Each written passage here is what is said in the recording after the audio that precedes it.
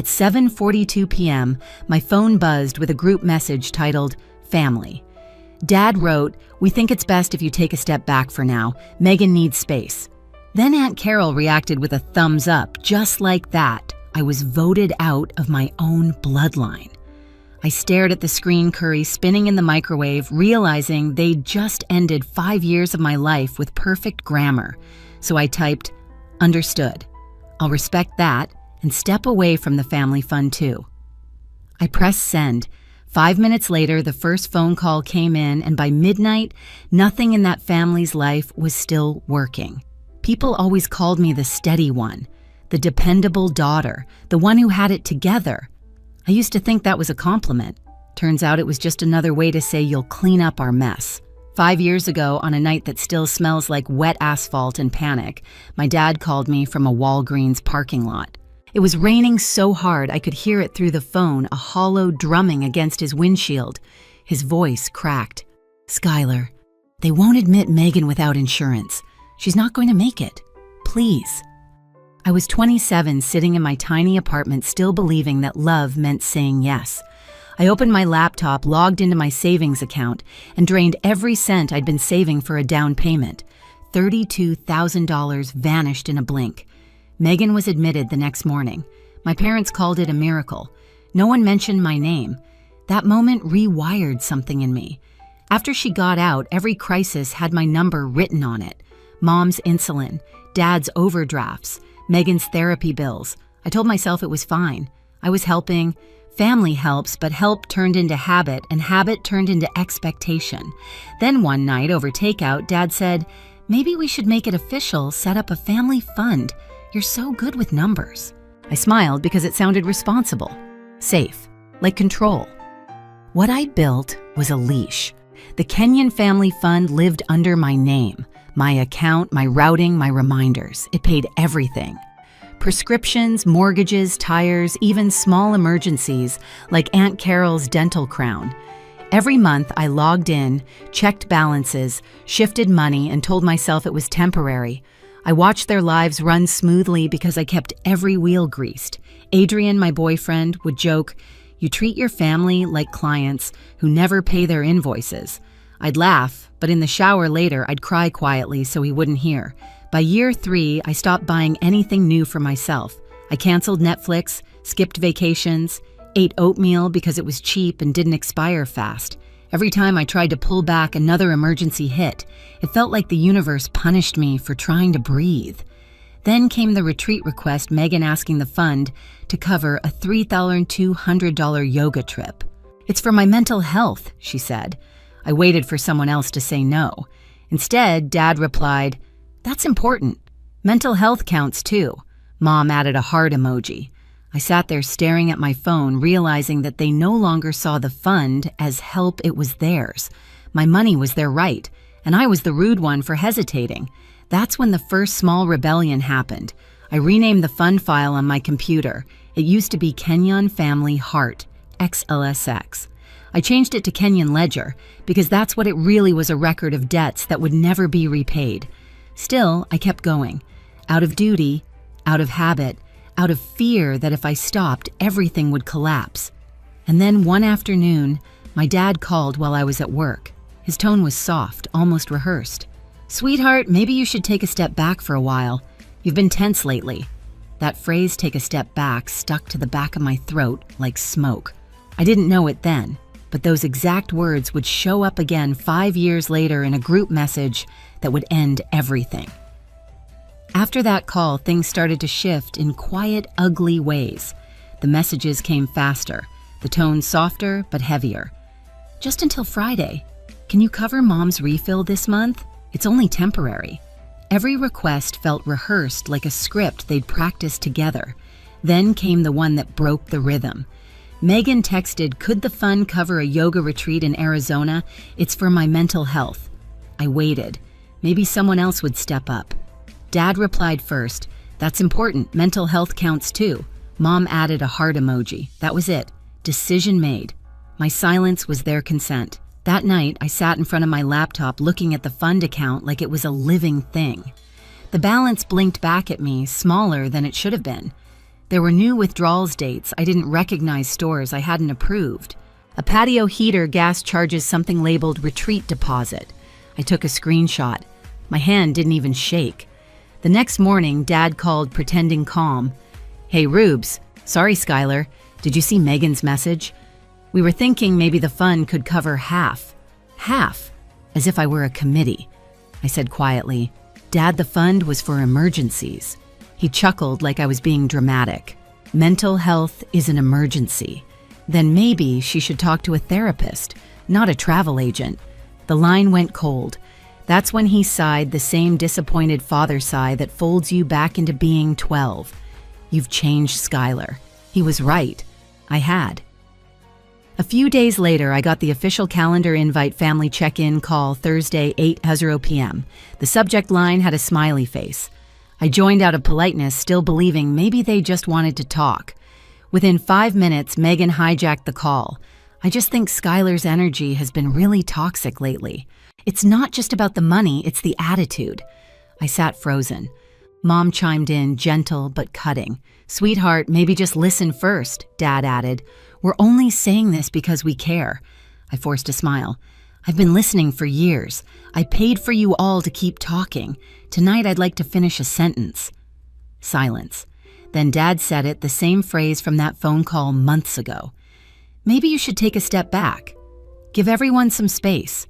There it was, the exact script delivered again, but this time rehearsed by all of them. I smiled faintly. "Okay, I'll do exactly that." They didn't know what those words meant coming from me. They thought I'd sulk, maybe send flowers later. Instead, I opened my laptop that night, renamed the fun folder again, and whispered, "You wanted space. You're about to have plenty." That night, while the city exhaled outside my window, I sat at my desk and opened the Kenyan ledger. Rows of transactions glowed against the dark rent, copays, prescriptions, car repairs.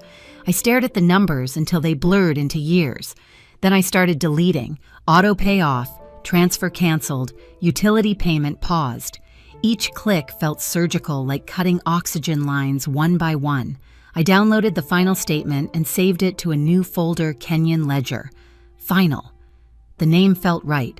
5 years of lifelines reduced to clean rows and digital proof. When the last toggle turned gray, the quiet in my apartment changed. It wasn't peaceful yet, more like the silence before an alarm. I poured coffee, sat back, and whispered, "You wanted space. I'm giving you distance." At 3:11 a.m., my phone started buzzing. Once, twice, then continuously until the light strobed across the ceiling. 12 missed calls, 20, 30, 89 by sunrise. Dad's voicemail came first. The bank flagged everything. "What happened? Are you okay?" Then Mom, "Sweetheart, this isn't what we meant. I need my prescriptions. Please call." Then Megan, sharp and trembling, "You're cruel. You know I needed that payment. You've always been jealous." Jealous. Of what? Their dependence. Their chaos. I didn't reply. I watched the notifications pile up like snow. When the phone finally stilled, I exhaled. The silence didn't hurt. It hummed. At 8:00 a.m., Adrian called. "So, space, huh?" I laughed for the first time in weeks. "Turns out it includes my bank login." He hesitated. "You want me to come over?" I thought for a moment, then asked, "Didn't your ex Mara move into bank compliance?" He blinked. "Yeah, why?" "No reason," I said, "just curious." That was my first step from emotional defense to tactical offense. By noon, Dad texted again, "We can fix this, just turn the automatic things back on." Aunt Carol chimed in, "Families need grace." Grace to them meant my money. I closed my laptop and said softly, "Grace doesn't pay overdraft fees." That afternoon, the pharmacy called to confirm a declined card. "Would you like to update your payment method?" the pharmacist asked gently. "No," I said. "They'll handle it." "Are they okay?" she asked. I smiled. "They will be. Eventually." I wasn't angry anymore. I was documenting. Because when people think they're entitled to your kindness, the only way to prove you're done is paperwork. By Sunday evening, I'd stopped counting the calls. My phone looked like a crime scene of missed connections, Dad's number flashing between urgent and angry Mom's voicemails, bleeding into guilt, Megan's texts swinging between tears and rage.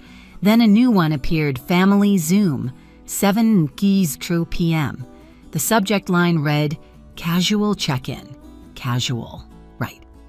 At 6:59, I sat at my desk wearing a soft black sweater, the same one I'd worn when I first created the family fund years ago. There was symmetry in that. My hair was tied back, my voice steady. The Kenyan Ledger folder sat open beside my laptop like a quiet witness. I clicked, Join Meeting. Faces bloomed across the screen, each one familiar, each one pretending not to be cornered. Mom looked tense, hands clasped so tightly the knuckles whitened.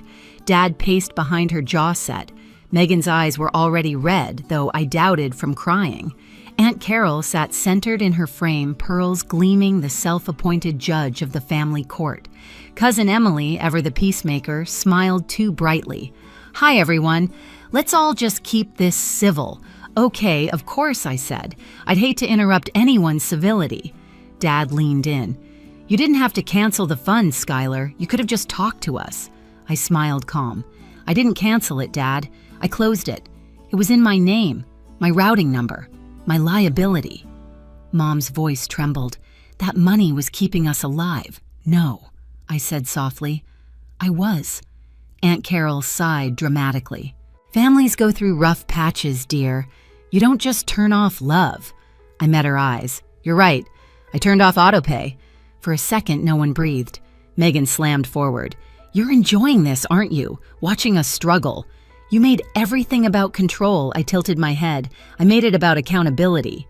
Dad crossed his arms. We trusted you. That was my cue. I reached for the mouse and clicked share screen. The spreadsheet filled the display rows of color-coded cells, years of payments, dates, and notes. At the top, bold black letters read Kenyan Ledger XLSX. Mom gasped. What is this? 5 years, I said evenly. Every bill, every copay, every emergency you called love. Lines of data scrolled down like confessions. Rent for Megan's apartment, insulin refills, tires, therapy, mortgage gaps. A dental crown for Aunt Carol. Beside each entry, the totals stacked into one brutal truth. $187,421,000, Emily whispered. Wow. Aunt Carol's smile tightened.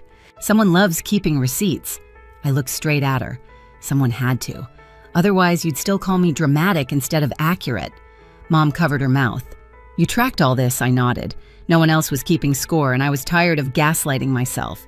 Dad's face went pale. You didn't have to humiliate us. I didn't, I said quietly. I protected us until you made it clear I was the only one who had to. The silence grew so dense it hummed. I clicked to the next tab, another spreadsheet smaller labeled What If. Adrian had helped me build it. The totals showed what I could have saved if I hadn't been their safety net. A modest home, a retirement start, a life. Megan's voice broke through. You think money makes you better than us? No, I said, but it's the only thing you ever came to me for. A flicker of movement caught my eye, Dad's phone lighting up beside him. He was texting, probably trying to coordinate damage control. I scrolled again and pulled up a PDF. Before you decide who's cruel, you might want to see this.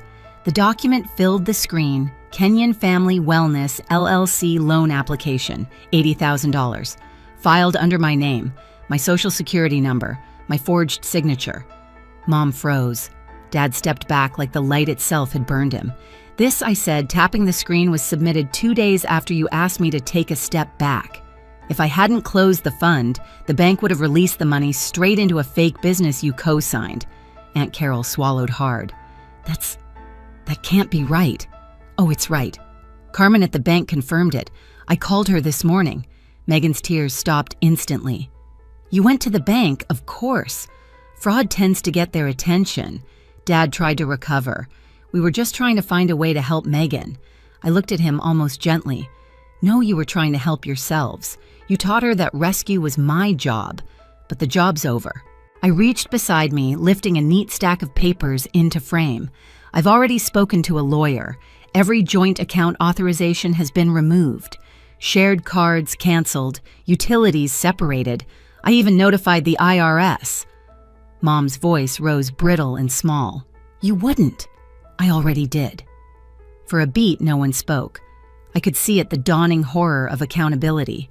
The moment a family that ran on dependency realized the faucet had truly shut off. Aunt Carol forced a brittle laugh. "You're so dramatic, Skylar. We'll talk when you've cooled down."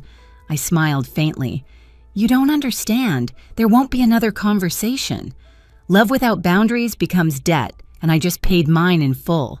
I ended share screen. The blank of the Zoom grid glared back, every face trapped in a different shade of denial. Dad's jaw clenched. "So what?" "You want us to beg?" "No," I said. "I want you to learn how to live without draining me." Then I took a breath, slow and calm. "You told me to step away." I did. And with one click, I hit leave meeting. The screen went black. My reflection appeared a woman I barely recognized. Not angry, not trembling, just free. I sat there staring at the dark monitor, listening to the hum of my refrigerator. It sounded like applause. Outside, the city glowed indifferent. Inside, the quiet finally belonged to me. For 5 years, I'd been financing their peace. Tonight, I bought mine. For 2 days after that call, my apartment felt like the eye of a storm. The phone barely stopped buzzing. Dad's messages swung from fury to desperation. "Please fix this before we lose the house." Mom's voicemails trembled with guilt. "You've gone too far, sweetheart." And Megan's texts came in all caps, "You ruined us." I didn't answer any of them. I just let the notifications pile up until the sound became background noise, like rain on a roof I no longer lived under. On the third morning, the buzzing stopped. The silence was thick and strange, but it didn't hurt. It hummed. I went through every account one last time, verifying that all joint authorizations were gone. My name clean. No shared cards, no hidden logins. For the first time in years, my finances looked exactly like my life, mine alone. Then the email came. From the bank, suspicious business loan application, Kenyan Family Wellness LLC frozen pending investigation. Carmen had kept her promise. The loan had been officially blocked. If I'd hesitated even a day, I would have been $80,000 in debt for a business that didn't exist. That night, Adrian came over with takeout. He didn't ask for details. He just sat beside me and said, "Proud of you." That word proud broke something open inside me. It was the first time I'd ever heard it without strings attached. A week later, I got a call from Uncle Ray, the family's black sheep, the one they'd written off years ago. His voice was gravelly but kind. "I heard what happened," he said. "You're not the first, Skylar. Just the first who shut the faucet off." I laughed through tears. "You mean they did this before?" "Not the loan part," he said, "but they bled me dry in the 90s. I moved states to survive it. Every generation has one who breaks the pattern. Looks like it's you." When we hung up, I cried for a long time, not from sadness, but relief. Someone finally understood. For the first time in years, I slept through the night. No buzzing phone, no overdrafts, no guilt, just quiet, the kind you earn. A year has passed since that night. My life is small now, peacefully so. I rent a modest apartment with creaky floors that sing when I walk barefoot. I cook dinner with Adrian instead of ordering takeout, and when I check my bank app, there are no surprise withdrawals, no panic, just calm numbers that belong to me. Last Christmas, Mom emailed a photo of the family by the tree gifts, unopened smiles forced. The subject line said, "Family still means something." I didn't reply. Coming home would mean giving them the keys to everything I rebuilt. Now, when I scroll back to that group chat, the one with Aunt Carol's little thumbs up, I don't feel anger. I feel proof. Boundaries aren't revenge. They're instructions for how to love me correctly or not at all. If you've ever had to draw that line, you're not alone. Share your story below.